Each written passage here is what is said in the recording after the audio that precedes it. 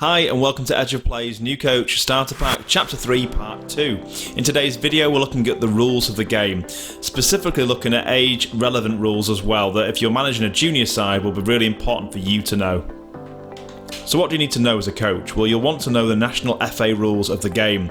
You can find those online. For example, in the English FA, if you go on there, there's 17 laws of the game to go over and be familiar with. A lot of them you probably already know, but it's handy to have a look over that and make sure you're clear on the general rules of the game.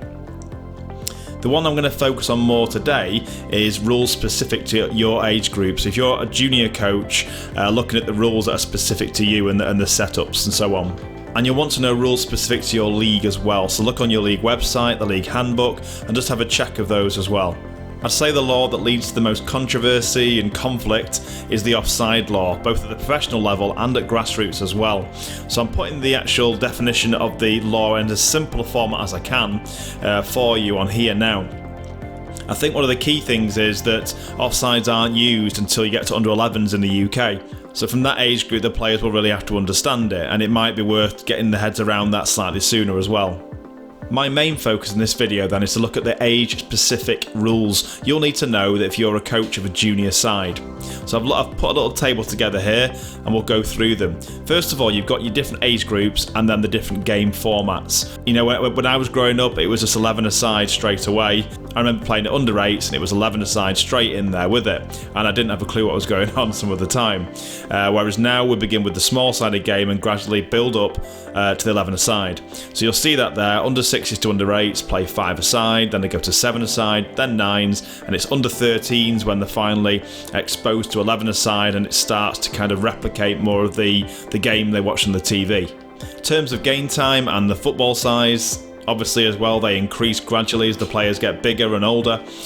You'll note there the ball size changes under 9s to under 10s to size 4, and it's not till under 15s till using a size 5 football.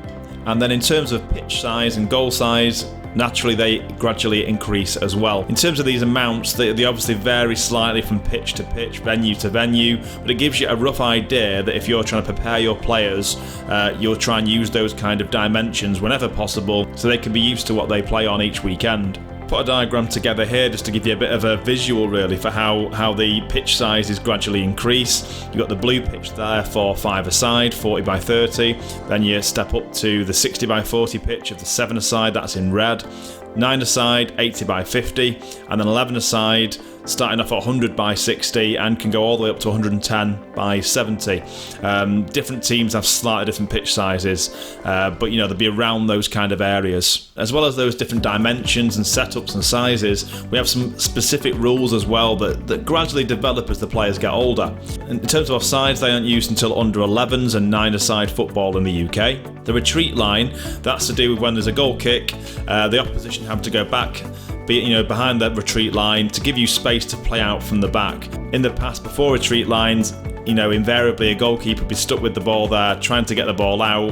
A team would press high and they just didn't have it in them at that age to get the ball away. It made the whole building from the back quite difficult, and that did not fall in line at all with the professional game we see on TV. So the retreat lines are there for up to under 10s, give you that chance to have a bit of composure and calmness on the ball at the start. You can see there's a bit of a change then when you get to 9-a-side, your offsides come along and your retreat lines are no longer there. In terms of some set pieces, we have throw-ins and free kicks. Well, throw-ins under 6 to under 8, you can expect some leniency there. The player might make a foul throw and you say, "I'll retake it, try again, try to keep your foot on the floor this time." A bit less leniency as they get older, under 9s, under 10s, they might get a second chance at it and then it might be given to the other team. And then you'd expect from under 11s upwards, full rules really. If you do a foul throw, the opposition get the throw in.